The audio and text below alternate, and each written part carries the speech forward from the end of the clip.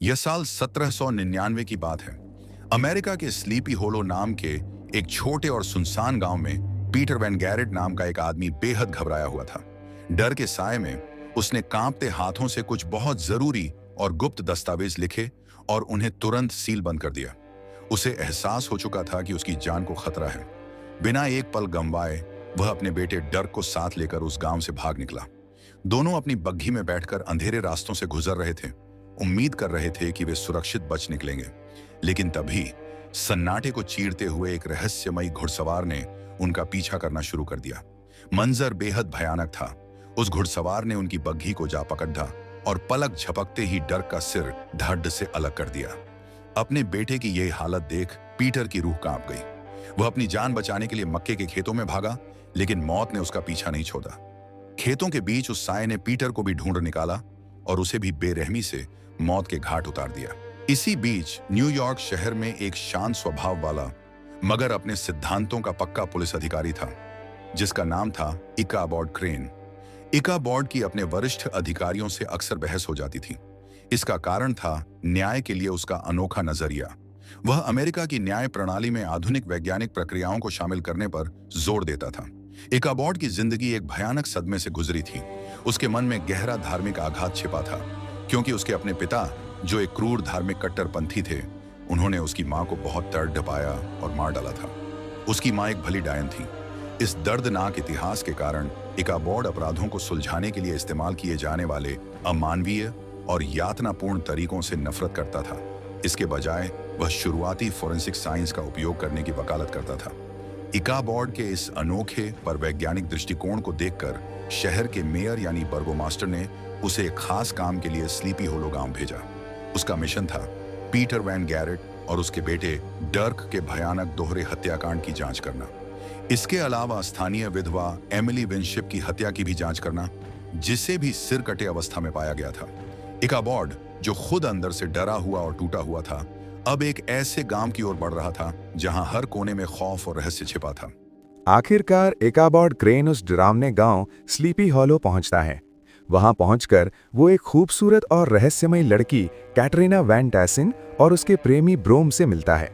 कैटरीना के पिता बाल्टस और उसकी सौतेली मां मैरी इकाबॉड का स्वागत करते हैं। इकाबॉड को जल्द ही पता चलता है कि ये गांव केवल हत्याओं से नहीं, बल्कि एक गहरे डर और अंधविश्वास से घिरा हुआ है। रात के समय इकाबॉड ऊपर कमरे में बाल्टस और गांव के बाकी बड़े बुजुर्गों से मिलता है ताकि हत्याओं पर चर्चा कर सके। इनमें शामिल थे reverend Steenwyck, doctor Lancaster, magistrate Samuel Philipse, notary James Hardenbrook. जब इकाबॉड हत्याओं की वैज्ञानिक जांच की बात करता है तो गांव वाले उसे एक ठंडी हकीकत बताते हैं। गांव के लोगों का दृढ़ विश्वास है कि ये हत्याएं किसी इंसान का काम नहीं है, बल्कि ये स्लीपी हॉलो की स्थानीय भूतिया कहानी बिना सिर वाला घुड़सवार का काम है। उनका मानना है कि ये घुड़सवार अपनी कब्र से बाहर आया है और जिसका भी सिर देखता है उसे काट कर ले जाता है। वैज्ञानिकता में विश्वास रखने वाला इकाबॉड अब अंधविश्वास और एक डरावनी सच्चाई के बीच फंस गया था। बाल्टस इकाबॉड को उस भयानक किंवदंती के बारे में विस्तार से बताते हैं जिस पर पूरा गांव विश्वास करता है। बाल्टस बताते हैं कि यह घुड़सवार कोई साधारण भूत नहीं था। वो एक जमाने में खून का प्यासा हैसियन भाड़े का सैनिक था। ये सैनिक अमेरिकी क्रांति युद्ध में लड़ा करता था। वो एक विशाल काले घोड़े पर सवार होकर आता था। उसकी पहचान थी अपनी तलवार से दुश्मनों के सिर काट देना। बाल्टस आगे बताते हैं कि जब आखिरकार इस क्रूर सैनिक को हराया गया तो उसे उसी की तलवार से उसका सिर काटकर स्लीपी हॉलो के पश्चिमी जंगलों में दफना दिया गया। गांव का हर व्यक्ति ये मानता है कि वो हेडलेस हॉर्समैन अब अपनी कब्र से वापस लौट आया है ताकि वो स्लीपी हॉलो के निवासियों का कत्ल कर सके और शायद अपना खोया हुआ सिर ढूंढ सके। हालांकि इकाबॉड क्रेन ये सब सुनकर भी अपने विश्वास पर अडिग रहता है। वो अपनी वैज्ञानिक सोच पर टिका हुआ है और जोर देकर कहता है कि ये हत्याएं किसी इंसान का काम है, न कि किसी भूत का। वो मानता है कि कोई अपराधी इस भूत की कहानी का इस्तेमाल अपने अपराधों को छिपाने के लिए कर रहा है। अगली सुबह गांव में फिर से मातम छा गया। चौथा शिकार मिल चुका था, वैन गैरेट का वफादार नौकर जोनाथन मैस्बेथ। जब इकाबॉड क्रेन ने मौका वारदात की जांच की तो वो हैरान रह गया। उसने देखा कि घाव को तुरंत आग से जलाया गया था ताकि खून न बहे। गांव के बुजुर्गों ने डरते हुए कहा, यह जरूर किसी शैतानी ताकत का काम है, कोई इंसान ऐसा नहीं कर सकता। जोनाथन मैस्बेथ के अंतिम संस्कार पर एक बहुत ही भावुक पल आया। उसका छोटा बेटा यंग मैस्बेथ अब दुनिया में बिल्कुल अकेला रह गया था। इकाबोर्ड ने उस अनाथ बच्चे को सहारा दिया और उसे अपने सहायक के रूप में काम पर रख लिया। मजिस्ट्रेट फिलिप्से से मिले एक गुप्त इशारे पर इकाबोर्ड ने हॉर्समैन के शिकार हुए लोगों की कब्रें खोदकर शवों को बाहर निकालने का फैसला किया। जब उसने विधवा एमिली विनशिप की लाश की चीर फाड़ की तो एक दिल दहला देने वाला सच सामने आया। उसके शरीर पर तलवार के अलावा चाकू का भी एक घाव था। जांच में पता चला कि वो विधवा गर्भवती थी।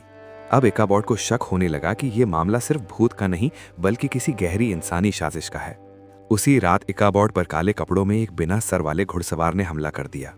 इकाबोर्ड की जान हलक में आ गई, लेकिन बाद में पता चला कि यह ब्रॉम था जो इकाबोर्ड को डराने के लिए भद्दा मजा कर रहा था। इस घटना के बाद कैटरीना इकाबोर्ड को अपने परिवार के पुराने टूटे फूटे घर में ले गई। उस वीरान जगह पर दोनों के बीच नजदीकियां बढ़ीं और एक रिश्ता बनने लगा। इकाबोर्ड की हिफाजत की फिक्र करते हुए कैटरीना ने उसे जादू की एक छोटी सी किताब दी ताकि वो सुरक्षित रहे। मजिस्ट्रेट फिलिप से डर के मारे अपना सामान बांधकर भागने की कोशिश कर रहा था, लेकिन इकाबोर्ड ने उसे पकड़ लिया। इकाबोर्ड ने कड़ाई से पूछा, तुम्हें विधवा एमिली के गर्भवती होने के बारे में क्या पता था? सच बताओ। अभी सवाल जवाब चल ही रहा था कि अचानक सन्नाटा चीरते हुए असली बिना सर वाला घुड़सवार वहां आ धमका। इकाबोर्ड की आंखों के सामने हॉर्समैन ने अपनी तलवार चलाई और फिलिप्से का सिर धड़ से अलग कर दिया। वो उसका कटा हुआ सिर लेकर जंगलों में गायब हो गया। इकाबोर्ड पहली बार अपनी आंखों से यह सब देखकर बुरी तरह डर गया था, लेकिन उसका इरादा पक्का था। उसने ठान लिया कि वो उन पश्चिमी जंगलों में जाकर इस रहस्य को सुलझाएगा। इस खतरनाक सफर में पूरे गांव में से सिर्फ एक ही व्यक्ति ने उसका साथ देने की हिम्मत दिखाई, वो छोटा अनाथ बच्चा यंग मैस्बेथ। जंगल के रास्ते में मैस्बेथ ने एक राज खोला। उसने बताया कि उसके पिता ने पीटर वैन गैरेट और उसके बेटे के बीच एक भयानक झगड़ा सुना था। रास्ते में भटकते हुए वो एक बूढ़ी चुड़ैल की गुफा तक पहुंचे। उस डरावनी बुढ़िया ने उन्हें रास्ता दिखाया। उसने कहा कि उन्हें मुर्दों के पेड़ के नीचे हॉर्समैन की कब्र मिलेगी। तभी कैटरीना भी जंगल में उनसे आ मिली। अब तीनों मिलकर उस भयानक पेड़ के पास पहुंचे। पेड़ को देखते ही इकाबोर्ड समझ गया कि ये कोई साधारण पेड़ नहीं बल्कि जिंदा और मुर्दों की दुनिया के बीच का दरवाजा है। इकाबोर्ड ने हिम्मत करके पेड़ की जड़ों के पास बनी हॉर्समैन की कब्र खोदी। जैसे ही मिट्टी हटाई, एक चौंकाने वाला सच सामने आया। कंकाल तो वहां था, लेकिन उसकी खोपड़ी गायब थी। उसी पल पेड़ की जड़ों को चीरते हुए हॉर्समैन अपने घोड़े समेत बाहर निकला। वो बिजली की रफ्तार से स्लीपी हॉलो गांव की तरफ भागा। गांव पहुंचकर उसने दाई बेथ किलियन और उसके पूरे परिवार को बेरहमी से मौत के घाट उतार दिया। कैटरीना के प्रेमी ब्रॉम ने हॉर्समैन को रोकने की बहुत कोशिश की। उसने बहादुरी से मुकाबला किया, लेकिन एक इंसान उस शैतान को नहीं मार सकता था। हॉर्समैन ने ब्रोम को मार डाला। इस लड़ाई के बीच इकाबोर्ड को भी चाकू लग गया और वो बुरी तरह घायल हो गया। वैन टैसल के घर पर अपने घावों से उभरते हुए इकाबोर्ड क्रेन एक बड़े नतीजे पर पहुंचा। उसे समझ आ गया कि हॉर्समैन अपनी मर्जी से कत्ल नहीं कर रहा, बल्कि कोई इंसान उसकी खोपड़ी का इस्तेमाल करके उसे कंट्रोल कर रहा है। जिसके पास वो खोपड़ी है, हॉर्समैन उसी का गुलाम है। इस मुश्किल वक्त में इकाबोर्ड ने अपना दिल कैटरीना के सामने खोल दिया और उसे अपने बचपन के गहरे धार्मिक आघात के बारे में बताया। इकाबोर्ड को शक था कि यह सब एक साजिश है। वो नोटरी हार्डनब्रुक के पास गया और वहां एक चौंकाने वाला सच सामने आया। मारे गए पीटर वैन गैरेट ने विधवा एमिली विनशिप से चुपके से शादी कर ली थी। उसने एक नई वसीयत बनवाई थी, जिसमें उसने अपनी सारी दौलत एमिली और उसके पेट में पल रहे बच्चे के नाम कर दी थी। इकाबोर्ड ने हिसाब लगाया, वैन गैरेट और एमिली के मरने के बाद इस दौलत का वारिस अब बाल्टस वैन टैसल बनता है, कैटरीना का पिता। इकाबोर्ड को पक्का यकीन हो गया कि बाल्टस ही वो कातिल है जो जायदाद हड़पने के लिए हॉर्समैन को कंट्रोल कर रहा है। उसी शाम इकाबोर्ड को अपने बिस्तर के नीचे बुरी नजर का एक जादुई निशान बना हुआ मिला। तभी उसने जंगल की ओर जाते हुए एक लबादा ओढ़े इंसान को देखा। इकाबोर्ड ने उसका पीछा किया और देखा कि वो कोई और नहीं बल्कि कैटरीना की सौतेली माँ लेडी वैन टैसल थी। वो जंगल में किसी से गुप्त रूप से मिल रही थी और उसने एक अजीब रस्म करते हुए अपने हाथ को काट लिया था। अगले दिन मामला और बिगड़ गया। कैटरीना ने अपने पिता बाल्टस को बचाने के लिए उनके खिलाफ मिले सारे सबूत जला दिए। जब इकाबोर्ड ने उसे रोकने की कोशिश की तो कैटरीना ने उसे गुस्से में ठुकरा दिया। इकाबोर्ड का दिल टूट गया क्योंकि उसे लगा कि कैटरीना भी इस साजिश में शामिल है। तभी एक और बुरी खबर आई। डर के मारे नोटरी हार्डनब्रुक ने खुदकुशी कर ली थी। रेवरेंड स्टीनवेक इकाबोर्ड को गलत साबित करने के लिए गांव वालों के साथ एक बैठक कर रहे थे। तभी बाल्टस हांफता हुआ अंदर आता है और चिल्लाकर बताता है कि हॉर्समैन ने लेडी वैन टैसल को मार दिया है। सारे गांव वाले जान बचाने के लिए चर्च में छिप जाते हैं, क्योंकि उनका मानना है कि हेडलेस हॉर्समैन किसी पवित्र जगह चर्च में दाखिल नहीं हो सकता। डर के माहौल में डॉक्टर लैंकास्टर घबराकर बाल्टस के सामने साजिश में अपनी हिस्सेदारी कबूल कर लेता है।